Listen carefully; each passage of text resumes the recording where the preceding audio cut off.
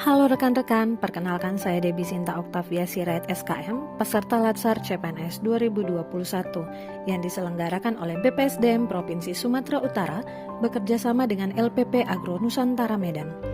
Saya golongan 3 Angkatan 5 Kelompok 3 dengan Widya Iswara Ibu Nurmayana Siregar SE MSI. Pada kesempatan kali ini, saya akan membahas tugas Latsar tentang nilai-nilai dasar komitmen mutu di unit organisasi. Unit organisasi tempat saya bertugas adalah UPT Puskesmas Hamparan Perak, Kecamatan Hamparan Perak, Kabupaten Deli Serdang. Sebelumnya kita harus mengetahui komitmen mutu itu. Komitmen mutu adalah janji pada diri kita sendiri atau pada orang lain yang tercermin dalam tindakan kita untuk menjaga mutu kinerja pegawai. Ada 4 nilai dasar komitmen mutu. Yang pertama, efektivitas, kedua, efisiensi, ketiga, inovasi, dan yang keempat adalah mutu. Efektivitas adalah sejauh mana sebuah organisasi dapat mencapai tujuan yang ditetapkan. Efisiensi adalah jumlah sumber daya yang digunakan untuk mencapai tujuan organisasi tersebut. Efisiensi ditentukan oleh berapa banyak bahan baku, biaya, dan tenaga yang dibutuhkan untuk mencapai suatu tujuan. Dari kedua definisi tersebut dapat disimpulkan bahwa karakteristik utama yang dijadikan dasar untuk mengukur tingkat efektivitas adalah ketercapaian target yang telah direncanakan, baik dilihat dari capaian jumlah maupun mutu hasil kerja, sehingga dapat memberikan kepuasan.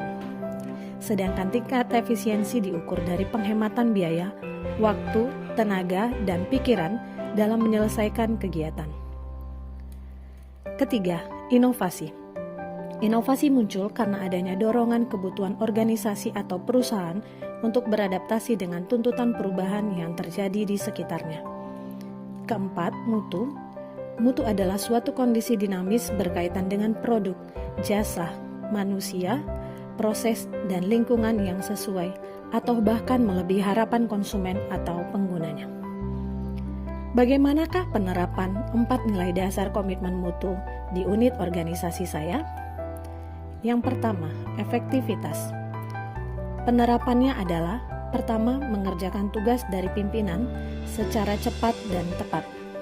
Kedua, membantu rekan kerja yang mengalami kesulitan. Ketika kita melihat suatu masalah yang menghambat proses pelayanan kita, harus turun membantu agar terciptanya efektivitas pelayanan, karena efektivitas tercipta dari kerjasama. Yang kedua, efisiensi. Contohnya dalam penerapan di unit organisasi adalah yang pertama, memanfaatkan internet dengan bijak. Tidak menggunakan fasilitas internet yang ada di kantor untuk kepentingan pribadi, agar tidak terhambatnya efisiensi dalam bekerja. Yang kedua, mematikan AC, komputer, dan lampu sebelum pulang bekerja.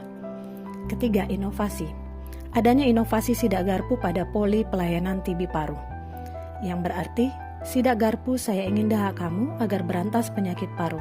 Hal ini dilakukan pada masyarakat yang mengalami keluhan batuk lebih dari 2 minggu agar mau memeriksakan dahaknya agar tercapai eliminasi TB paru.